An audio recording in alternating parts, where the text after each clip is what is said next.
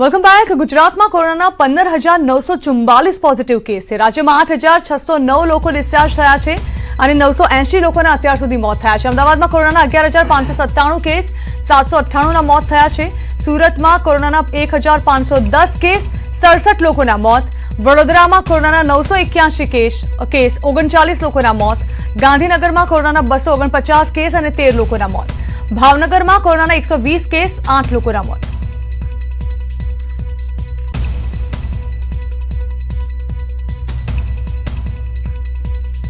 ભારતમાં કોરોનાથી હવે હાહાકાર મચી ગયો છે. દેશમાં કોરોનાના 1,73,000થી વધુ કેસ નોંધાયા છે. અત્યાર સુધી દેશમાં 4,980 લોકોના મોત કોરોનાથી થયા છે. 82,000થી વધુ લોકો સાજા થયા છે. મહારાષ્ટ્રમાં કોરોનાના સૌથી વધુ કેસ, મહારાષ્ટ્રમાં કોરોનાના 62,000થી વધુ કેસ સામે આવ્યા છે. અત્યાર સુધી કોરોનાથી 2,098 લોકોના મોત મહારાષ્ટ્રમાં થઈ ચૂક્યા છે. મુંબઈમાં કોરોનાના 39,932 કેસ, 1,173 મોત. તમિલનાડુમાં કોરોનાના 20,246 કેસ, 157 મોત. દિલ્હીમાં કોરોનાના 17,386 કેસ, 398 મોત. રાજસ્થાનમાં કોરોનાના 8,365 કેસ, 184 લોકોના મોત થયા છે.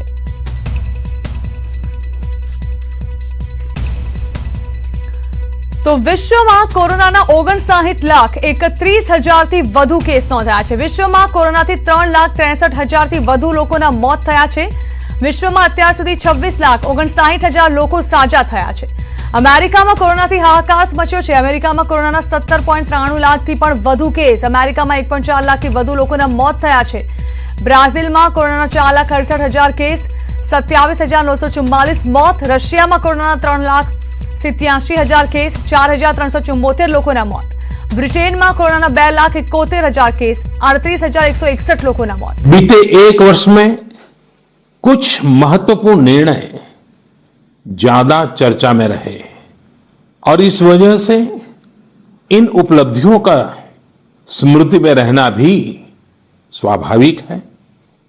राष्ट्रीय एकता अखंडता के लिए आर्टिकल 370 की बात हो, सदियों पुराने संघर्ष के सुखद परिणाम राम मंदिर निर्माण की बात हो, आधुनिक समाज व्यवस्था में रुकावट बना ट्रिपल तलाक हो या फिर भारत की करुणा का प्रतीक नागरिकता संशोधन कानून हो, ये सारी उपलब्धियां आप सभी को स्मरण है.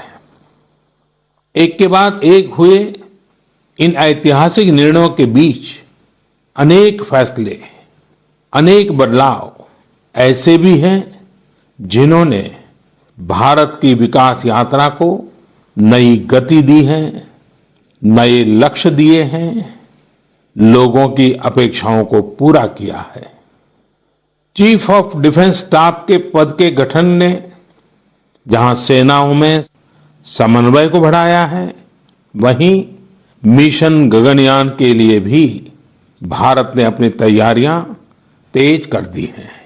इस दौरान गरीबों को, किसानों को, महिलाओं, युवाओं को सशक्त करना हमारी प्राथमिकता रही है. अब पीएम किसान सम्मान निधि के दायरे में देश का प्रत्येक किसान आ चुका है. बीते एक वर्ष में इस योजना के तहत करीब करीब 10 करोड़ किसानों के खातों में 72,000 करोड़ रुपए से अधिक राशि जमा कराई गई है.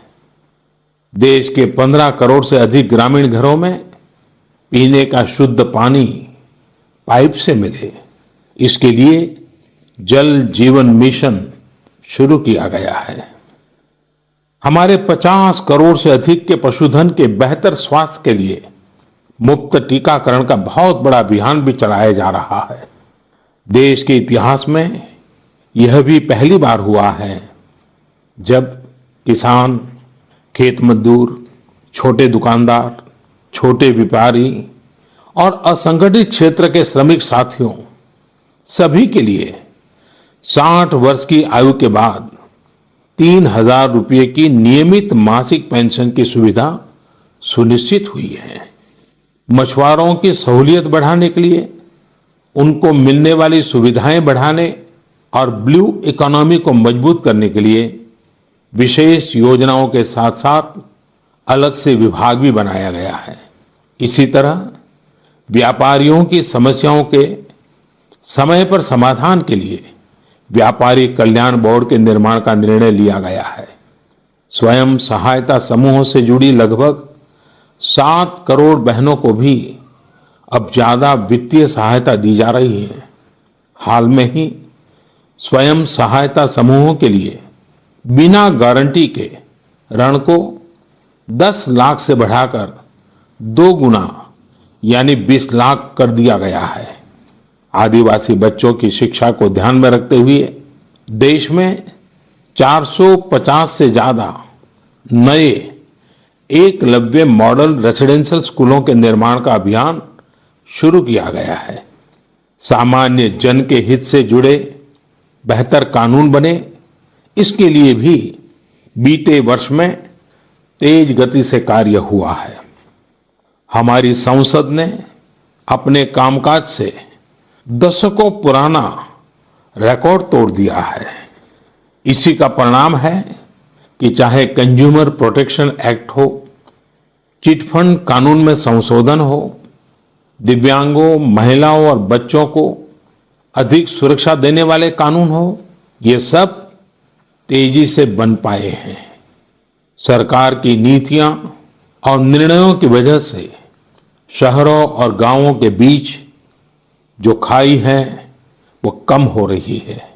पहली बार ऐसा हुआ है जब गांव में इंटरनेट का इस्तेमाल करने वालों की संख्या शहर में इंटरनेट इस्तेमाल करने वालों से 10% ज्यादा हो गई है। देश हित में किए गए इस तरह के ऐतिहासिक कार्यों और निर्णयों की सूची बहुत लंबी है। इस पत्र में सभी को विस्तार से बता पाना संभव नहीं, लेकिन मैं इतना अवश्य कहूंगा कि 1 साल के कार्यकाल के प्रत्येक दिन 24 घंटे पूरी सजगता से काम हुआ है, संवेदनशीलता से काम हुआ है, निर्णय लिए गए हैं। प्रिय स्नेहीजन, देशवासियों की आशाओं आकांक्षाओं की पूर्ति करते हुए हम तेज गति से आगे बढ़ ही रहे थे कि कोरोना वैश्विक महामारी ने भारत को भी घेर लिया। एक और जहां अत्याधुनिक स्वास्थ्य सेवाओं और विशाल अर्थव्यवस्था वाली विश्व की बड़ी बड़ी महाशक्तियां हैं, वहीं दूसरी ओर इतनी बड़ी आबादी और अनेक चुनौतियों से घिरा हमारा भारत है। कई लोगों ने आशंका जताई थी कि जब कोरोना भारत पर हमला करेगा तो भारत पूरी दुनिया के लिए संकट बन जाएगा।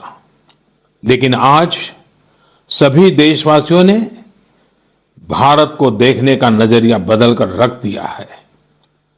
आपने ये सिद्ध करके दिखाया है कि विश्व के सामर्थ्यवान और संपन्न देशों की तुलना में भी भारतवासियों का सामूहिक सामर्थ्य और क्षमता अभूतपूर्व है। ताली थाली बजाने और दिया जलाने से लेकर भारत की सेनाओं द्वारा कोरोना वॉरियर्स का सम्मान हो, जनता कर्फ्यू या देशव्यापी लॉकडाउन के दौरान नियमों का निष्ठा से पालन हो, हर अवसर पर आपने ये दिखाया है कि एक भारत ही श्रेष्ठ भारत की गारंटी है। निश्चित तौर पर इतने बड़े संकट में कोई ये दावा नहीं कर सकता कि किसी को कोई तकलीफ और असुविधा न हुई हो।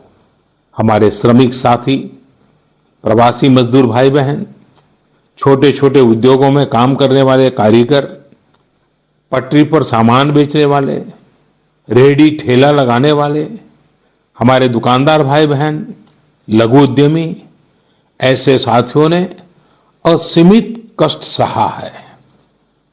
इनकी परेशानियां दूर करने के लिए सभी मिलकर प्रयास कर रहे हैं, लेकिन हमें ये भी ध्यान रखना है कि जीवन में हो रही असुविधा जीवन पर आफत में न बदल जाए।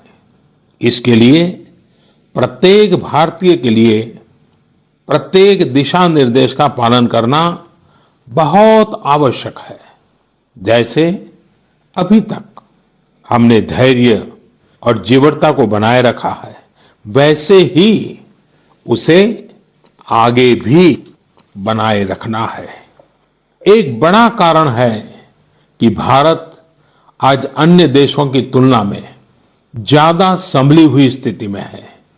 ये लड़ाई लंबी है, लेकिन हम विजय पथ पर चल पड़े हैं और विजयी होना हम सबका सामूहिक संकल्प है। अभी पश्चिम बंगाल और ओडिशा में आए अम्फान चक्रवात के दौरान जिस हौसले के साथ वहां के लोगों ने स्थितियों का मुकाबला किया, चक्रवात से होने वाले नुकसान को कम किया, वह भी हम सभी के लिए एक बड़ी प्रेरणा है। प्रिय स्नेहीजन, इन परिस्थितियों में आज यह चर्चा भी बहुत व्यापक है कि भारत समेत तमाम देशों की अर्थव्यवस्थाएं कैसे उभरेंगी। लेकिन दूसरी ओर ये विश्वास भी है कि जैसे भारत ने अपनी एकजुटता से कोरोना के खिलाफ लड़ाई में पूरी दुनिया को अचंभित किया है, वैसे ही आर्थिक क्षेत्र में भी हम नई मिसाल कायम करेंगे। 130 करोड़ भारतीय अपने सामर्थ्य से आर्थिक क्षेत्र में भी विश्व को चकित ही नहीं बल्कि प्रेरित भी कर सकते हैं। आज समय की मांग है कि हमें अपने पैरों पर खड़ा होना ही होगा, अपने बलबूते पर चलना ही होगा और इसके लिए एक ही मार्ग है, आत्मनिर्भर भारत। अभी हाल में आत्मनिर्भर भारत अभियान के लिए दिया गया 20 लाख करोड़ रुपए का पैकेज इसी दिशा में उठाया गया एक बड़ा कदम है। यह अभियान हर एक देशवासी के लिए, हमारे किसान, हमारे श्रमिक, हमारे लघु उद्यमी, हमारे स्टार्टअप से जुड़े नौजवान, सभी के लिए नए अवसरों का दौर लेकर आएगा। भारतीयों के पसीने से, परिश्रम से और उनकी प्रतिभा से बने लोकल उत्पादों के दम पर भारत आयात पर अपनी निर्भरता कम करेगा और आत्मनिर्भरता की ओर आगे बढ़ेगा।